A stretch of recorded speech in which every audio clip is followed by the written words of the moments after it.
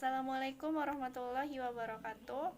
Perkenalkan, nama saya Sinta Mawadah. Saya mahasiswi dari EKI 2E, Fakultas Ekonomi dan Bisnis Islam, Universitas Islam Negeri Sumatera Utara. Nah, sekarang di sini saya akan menjelaskan sedikit tentang sejarah pemikiran agama. Apa itu sejarah pemikiran agama? Sejarah pemikiran agama. Beberapa alasan sulitnya mengartikan kata agama. Sebagaimana yang dituliskan oleh A. Mukti Ali dalam buku Universitas dan Pembangunan yang dikutip oleh Abu Dinata, bahwa yang pertama, pengalaman agama adalah soal batini, subjektif dan sangat individualis sifatnya. Yang kedua, orang begitu bersemangat dan individual dalam membicarakan soal agama.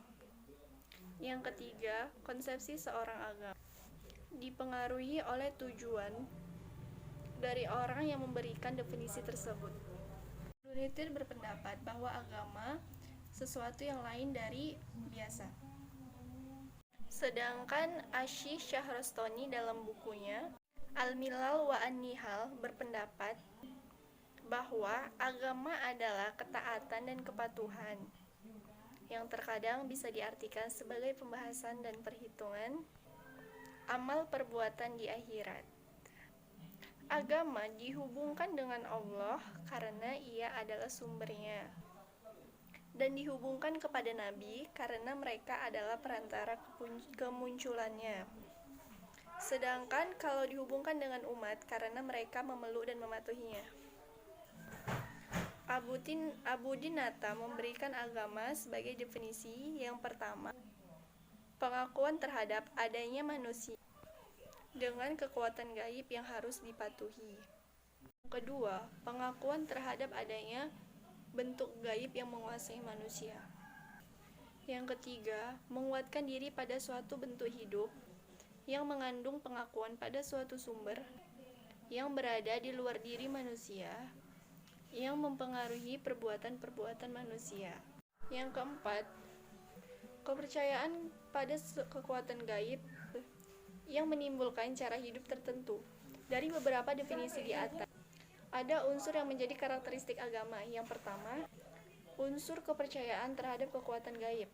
Yang kedua, unsur kepercayaan dan kesejahteraan bahwa kebahagiaan hidup di dunia ini dan di akhirat nanti tergantung pada adanya hubungan yang baik. Yang ketiga, unsur respon yang bersifat emosional dari manusia.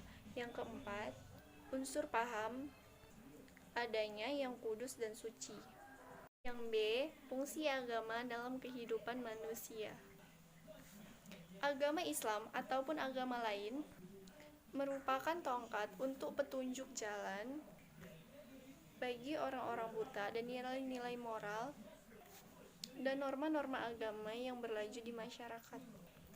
Agama adalah segalanya bagi kehidupan manusia, karena agama adalah tiang dari segala tiang yang ada di dunia, yang jika tiang itu runtuh, maka manusia berada pada kerugian.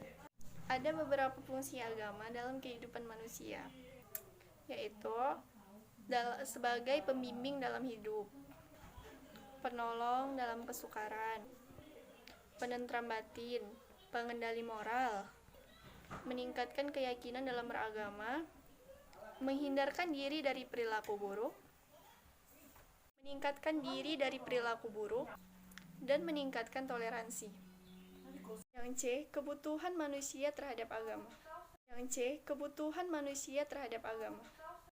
Ada pendapat lain yang mengatakan bahwa agama adalah teks atau kitab suci. Agama memang menguasai diri seseorang dan membuat dia tunduk dan patuh kepada Tuhan dengan menjalankan ajaran-ajaran agama. Ajaran-ajaran agama memang mempunyai sifat mengikat bagi manusia.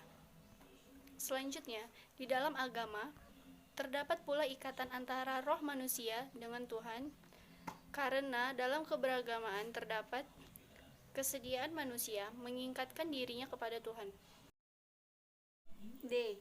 Doktrin kepercayaan agama. Kata doktrin berasal dari bahasa Inggris, yaitu doktrin yang artinya ajaran.